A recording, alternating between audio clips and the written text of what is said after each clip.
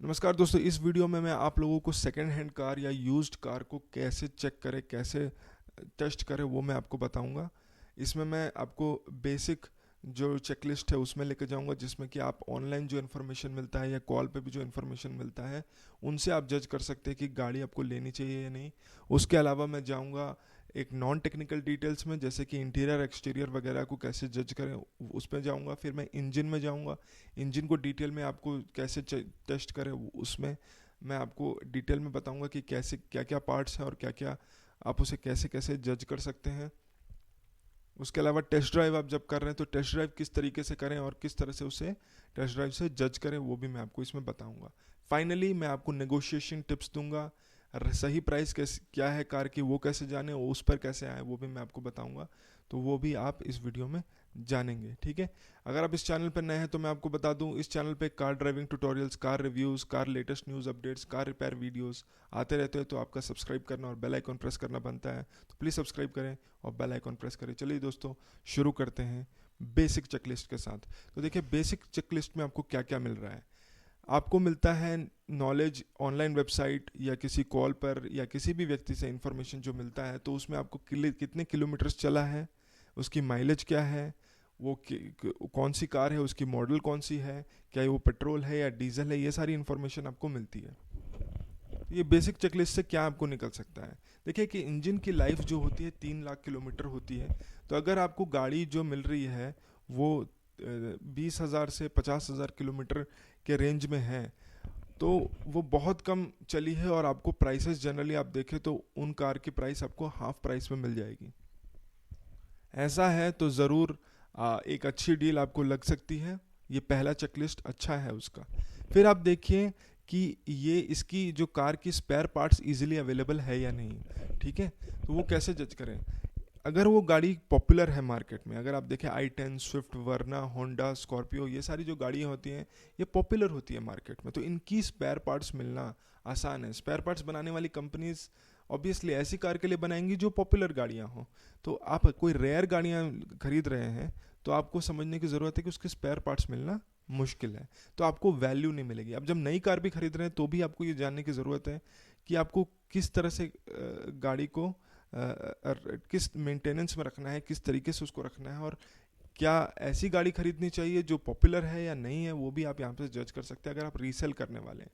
तो petrol diesel पे जाते हैं, पेट्रोल गाड़ी लेनी चाहिए या डीजल गाड़ी लेनी चाहिए अगर आप सेकेंड हैंड कार ले रहे हैं। तो देखिए, ज़्यादा रनिंग आपको करनी है, यानी कि ज़्यादा आपको लॉन्ग डिस्टेंसेस ड्राइव करना है, ज़्यादा दिन में आपका ज़्यादा ट्रैवल होता है, तो आप डीजल वाली गाड़ी ले सकते हैं। नहीं तो आप पेट्रोल भी चलता है, ठीक है। पेट्रोल भी आजकल दोनों की प्राइसेस सिमिलर होती हैं, ठीक है। अब मैं तो ये बेसिक नॉलेज है, ये अगर आपके चेकलिस्ट हो गई कि हाँ भाई ये सारी चीज़ें पास कर गया है, गाड़ी आपको ऑनलाइन ये मिल गई, तो उसके बाद आपको सेकंड चेकलिस्ट में जाना है। वो सेकंड चेकलिस्ट क्या है, नॉन टेक्निकल चेकलिस्ट। अब आ गए गाड़ी के पास, अब आपको क्या क्या चीज़ें चेक करनी है। आपको देखना है स्क्रैचेस और डेंट्स है या नहीं गाड़ी में। वो कैसे टेस्ट करें, स्क्रैचेस और डेंट्स, कितना डैमेज हुआ है गाड़ी। आप देखिए, कुछ लोग क्या करते हैं, स्क्रैच हो जाती है ना तो टचअप पेंट लगा करके आगे बढ़ जाते हैं, क्योंकि होता है क्या है कि वो जो छोटे मोटे स्क्रैचेस कोई पेंट नहीं कराता उसके लिए, क्योंकि पेंट में खर्चा आता है, ठीक है। पेंट का खर्चा ज़्यादा लगता है, तो इसीलिए लोग क्या करते हैं, जस्ट एक टचअप पेंट हो गया, एक हल्का सा वो मिलता है, वो उसको लगा करके आगे बढ़ जाते हैं, उसे छोड़ देते हैं। लेकिन आप जैसे गाड़ी को ड्राइव करेंगे लंबे टाइम तक, तो आप देखेंगे कि वो सारा टचअप पेंट निकल जाएगा थोड़े दिनों बाद, ठीक है। तो प्रॉपर पेंट तो ऑब्वियसली नहीं होता, फिर बाद में उसे फिर से टचअप पेंट कराना होता है। तो ये कैसे पता चले, उनका कलर हल्का सा नॉर्मल जो पेंट होता है अलग होता है उससे। और दूसरी चीज़, टच करके भी आप देख सकते हैं, हल्का फुल्का जो डैमेज है वो आप अगर बॉडी को टच करें तो आपको उससे भी पता चलेगा कि उसमें कोई स्क्रैचेस, कोई डैमेज हुआ है, तो वो हाथ से आपके पता चलता है कोई डिफरेंस है। तो रफ, जहाँ रफ सरफेस लगे वहाँ पर ऑब्वियसली कोई कोई स्क्रैच या कुछ हुआ था। उसके अलावा मैं बोलूँ कि अगर आप इंटीरियर्स में देखें तो इंटीरियर्स में जाते ही आप स्पीकर्स चेक कर सकते हैं। जो जितने स्पीकर्स दिए गए हैं, क्या वो स्पीकर्स काम कर रहे हैं, वो आपको चेक करना है। उसके अलावा आपको वाइपर से पानी निकलता है वो ठीक से काम कर रहा है या नहीं, वाइपर ठीक से काम कर रहा है या नहीं, indicators, left indicator, right indicator, जो बाकी इंडिकेटर्स हैं, अलार्म वाला, सॉरी अलर्ट वाला इंडिकेटर, वो काम कर रहा है या नहीं। फिर उसके बाद हाई बीम, लो बीम दोनों चेक कर लीजिए। जो लाइट है वो क्योंकि आप रात को चला रहे हैं तो उस टाइम पे ये ज़रूरी पड़ सकता है, तो इसलिए आप उसे भी चेक कीजिए। पावर विंडोज़ चेक कीजिए ऊपर नीचे करके, क्या वो फुल्ली बंद हो रहा है या नहीं, कोई उसमें प्रॉब्लम तो नहीं है। उसके अलावा माइलेज जो बताई गई थी आपको, वो माइलेज इंडिकेटर में दी हुई है या नहीं, वो भी आप चेक कर लीजिए। उसके अलावा जो डैशबोर्ड में दिया गया होता है आगे स्टीयरिंग व्हील के, तो वहाँ पर आप चेक कर सकते हैं माइलेज। उसके अलावा एसी ठीक ढंग से कूल कर रहा है या नहीं, एसी को आप ऑन कीजिए, ग्रेजुअली ऑन कीजिए, देखिए कि वो एसी ठीक से ठंडा कर रहा है या नहीं, कितना टाइम ले रहा है कूल करने में। ये आप जब टेस्ट ड्राइव करें तभी भी आप इसे एक माइंड में आपको रहना चाहिए कि कितना टाइम ले रहा है एसी, ठीक से ठंडा कर रहा है या नहीं, गर्मी लग रही है या नहीं।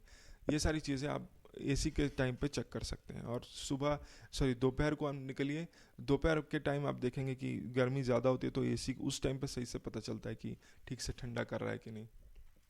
उसके अलावा मैं बोलूँगा कि कॉइन एक होता है, कॉइन को टायर के गैप्स में डालिए, अगर वो उसका नीचे वाला पार्ट अंदर जा रहा है ठीक से, तो उससे आप कह सकते हैं कि टायर की क्वालिटी अभी ठीक है, वियर एंड टीयर नहीं हुआ है, नहीं तो आपको टायर भी चेंज कराना पड़ सकता है। आप ये भी पूछ सकते हैं कि भाई आपने कहाँ ये गाड़ियाँ ज़्यादातर चलाई हैं, क्या आपने ये गाड़ियाँ हाईवे पे चलाई हैं, क्या सिटी में चलाई हैं, रफ सरफेसेस में चलाई हैं, कहाँ चलाते थे आप ये जनरली। तो उससे भी आपको नॉलेज मिल सकता है कि कितना वियर एंड टीयर का इशू हो सकता है, गाड़ी की क्वालिटी कैसी होगी, मेंटेनेंस कैसा होगा, वो भी आपको पता चल सकता है।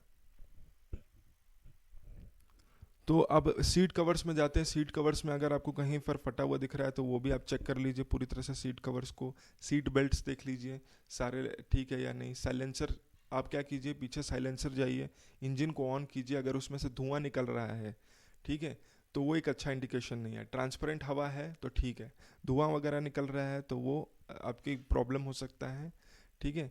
तो उसे आप यहाँ पर भी एक इंजन का प्रॉब्लम है तो आप उसे लेने में, नॉन टेक्निकल चेकलिस्ट में बता रहा हूँ, आपको नहीं लेना है। उसके अलावा इंजन नॉइज़ देखिए कितना है, इंजन नॉइज़ ज़्यादा आ रहा है, या टेस्ट ड्राइव के टाइम भी आपको टेस्ट करना है और स्टार्टिंग करने के टाइम भी आप देख सकते हैं इंजन नॉइज़ कितना है। म्यूज़िक ऑन कीजिए, उसमें भी चेक कीजिए कि मतलब डिमिनिश हो रहा है या नहीं। तो ये सारी चीज़ें हैं। BS3 है या नहीं, देखिए BS3 गाड़ियाँ बैन हो चुकी हैं, तो कोई BS3 गाड़ी बेच रहा है तो वो भी आपको देखने की ज़रूरत है कि आपको बैन हो चुका है तो आपको लेना है या नहीं। उसके अलावा नेगोशिएट कैसे करते हैं, अब मैं इसके बाद इंजन के बारे में बताऊंगा, ठीक है, इंजन के बारे में और टेस्ट ड्राइव के बारे में। लेकिन नेगोशिएट करना अभी मैं इसलिए बता रहा हूँ क्योंकि देखिए कुछ चीज़ें जो होती हैं वो इन्फॉर्मेशन इसमें मैं कवर करने वाला हूँ, ठीक है। पहली चीज़ जो है, आप गाड़ियाँ जब देखने जा रहे हैं तो उसमें कभी भी अप्रिशिएशन नहीं कीजिए, कभी भी अच्छा मत बोलिए गाड़ी को। 90% आपको गाड़ी नहीं लेनी है, इस माइंडसेट से आप जाइए, तभी आप बुराइयाँ निकाल पाएंगे। उसके बाद आप पूछिए कि क्यों आप गाड़ी सेल कर रहे हैं, ठीक है।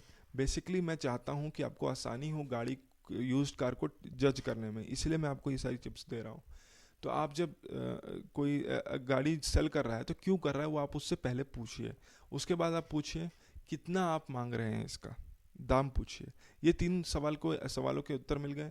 उसके बाद आप देखिए एक कार चेकलिस्ट ऑनलाइन डाउनलोड कीजिए, वो सारी चेकलिस्ट जो हैं उसमें, इसमें मैं जो चेकलिस्ट दे रहा हूँ उसके अलावा भी कुछ और चेकलिस्ट है डिटेल में, मैं तो मेजर पॉइंट्स ही कवर कर रहा हूँ, हालांकि ये भी आपको बेसिक आइडिया, अच्छा आइडिया दे सकता है।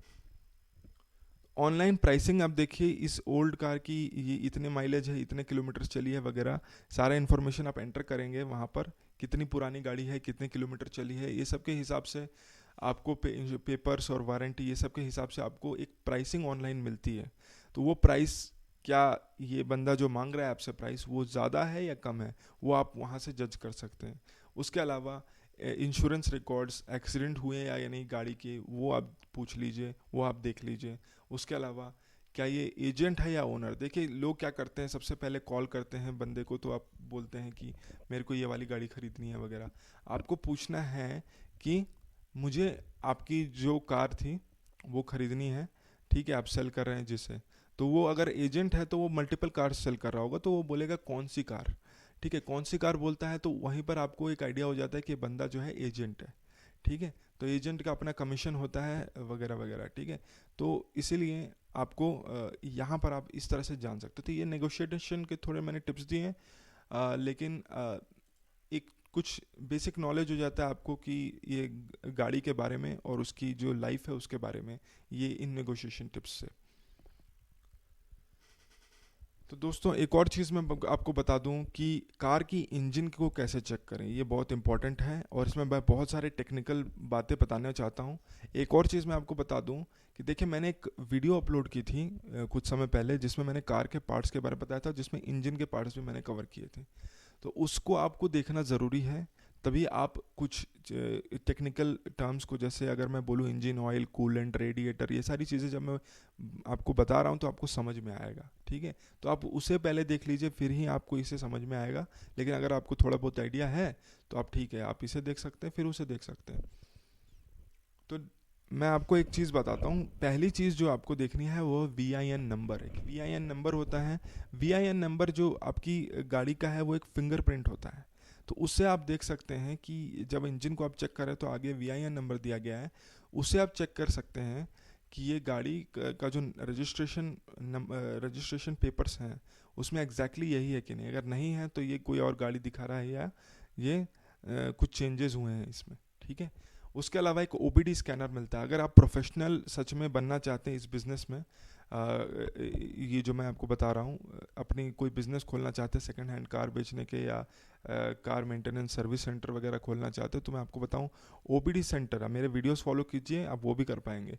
तो OBD स्कैनर एक मिलता है। वो पेडल्स जो होते हैं आपके, क्लच, ब्रेक और एक्सेलरेटर, उसके ऊपर एक पोर्ट दिया गया होता है, उसमें आप OBD स्कैनर लगा के, आपको OBD स्कैनर आपको 10 इन्फॉर्मेशन दे सकता है।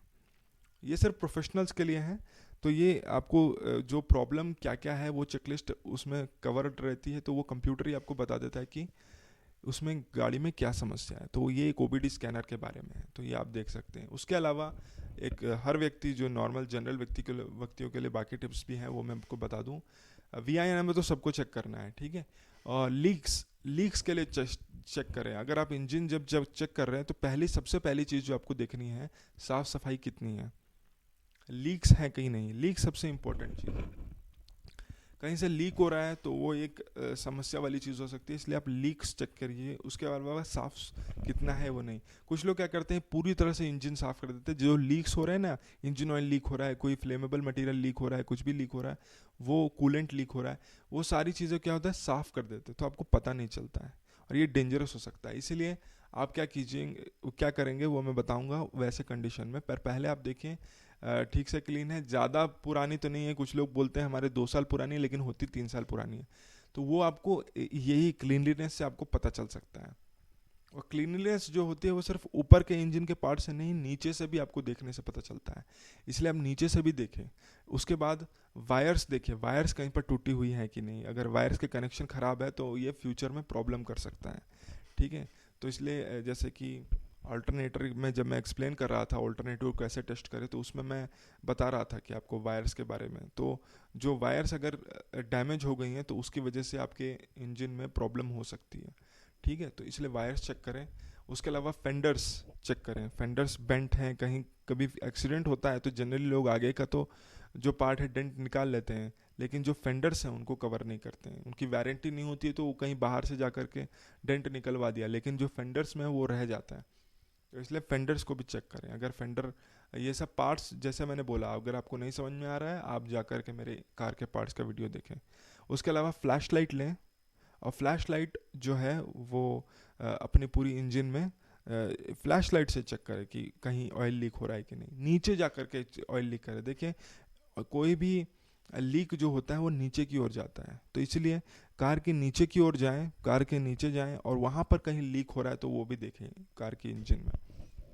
उसके अलावा कूलेंट जो है, कूलेंट क्या है, कूलेंट इंजन को ठंडा रखने के लिए यूज़ किया जाता है। तो वो कूलेंट जो है उसे भी आपको चेक करना है। कूलेंट अगर ब्राइट कलर का है तो उसे भी आपको देखना है कि कूलेंट का कलर जो है वो ब्राइट होना चाहिए, गंदा नहीं होना चाहिए, डार्क नहीं हो जाना चाहिए, ब्राइट होना चाहिए। तो उससे क्या होगा, तो कूलेंट गुड कंडीशन में है, ठीक है। और अगर आप जब कूलेंट का देख रहे हैं जहाँ पर कूलेंट रखा होता है, तो उसमें जो उसका जो कंटेनर है उसमें मिनिमम लेवल दिया होता है। मिनिमम से नीचे है तो अच्छी बात नहीं है, तो आपको वहाँ पर नेगेटिव दिख रहा है। मिनिमम से ऊपर ही होना चाहिए कूलेंट। और ये इंजन ऑयल पे भी लागू होता है, ये ब्रेक फ्लूइड पे भी लागू होता है। ठीक है, तो ये हर जगह पर आपको देखना है, मिनिमम से नीचे नहीं जाना चाहिए ये सारी लिक्विड्स।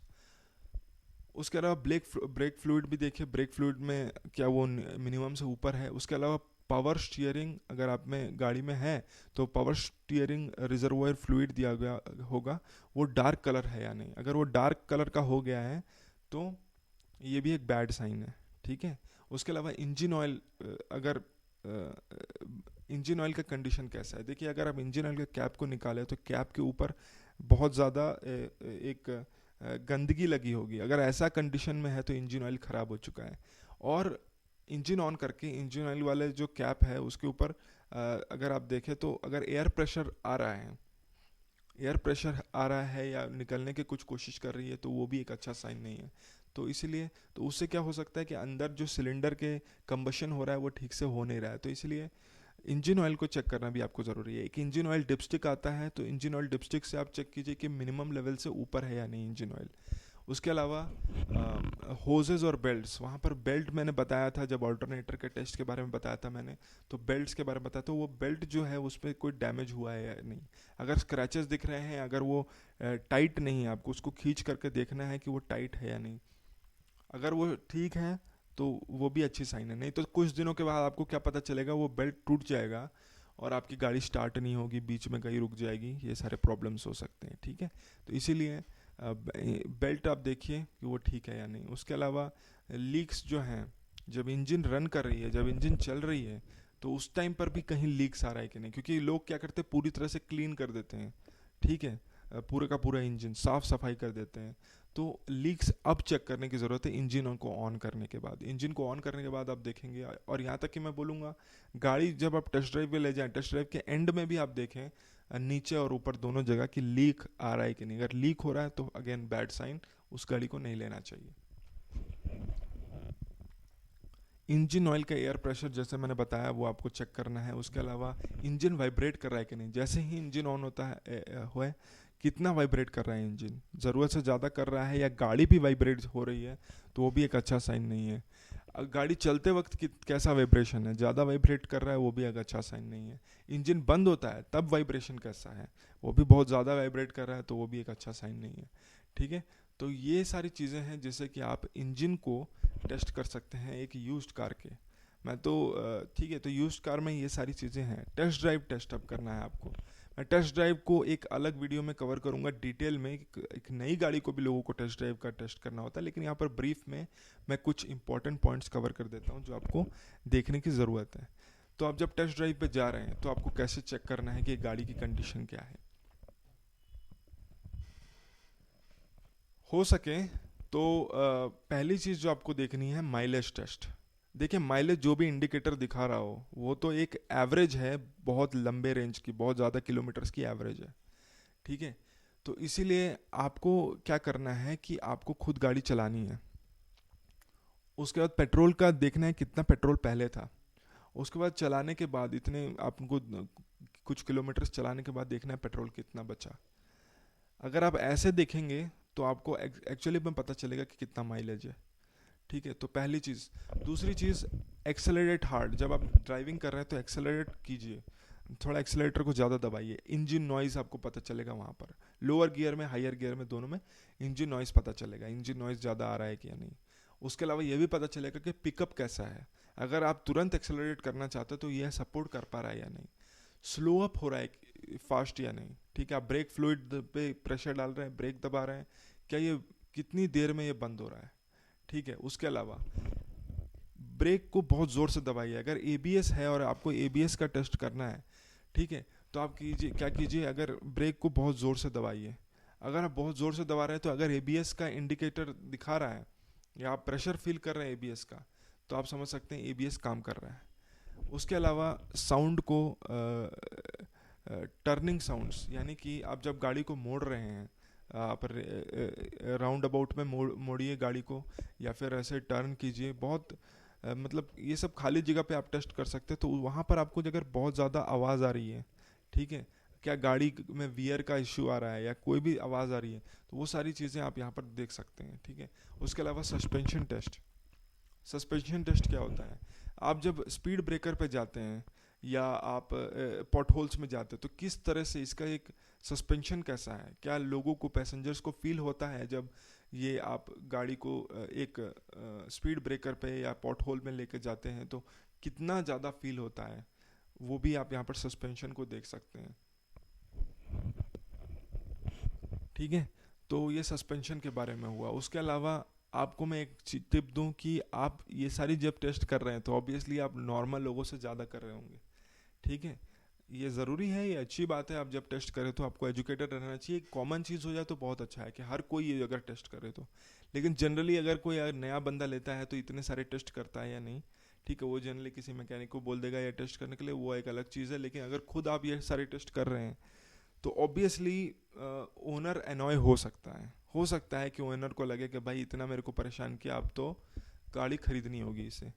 ऐसा फीलिंग नहीं आना चाहिए। आपको अच्छे से बात करना है, जो भी आप बता रहे हैं उनको बताना है कि भाई मेरे को ये टेस्ट करने हैं, और बी नाइस, ठीक है। आप उनके साथ अच्छी तरह से बात करें तो वो भी आपको ये सारे टेस्ट करने देंगे, उसमें ज़्यादा प्रॉब्लम नहीं करेंगे, ठीक है। तो ये दोस्तों कुछ टिप्स हैं जो आप फॉलो कर सकते हैं, जिससे कि आपको एक यूज्ड कार, एक सेकेंड हैंड कार को ख़रीदने में मदद मिलेगी, ठीक है, और उसे आज जज करने में भी मदद मिलेगी।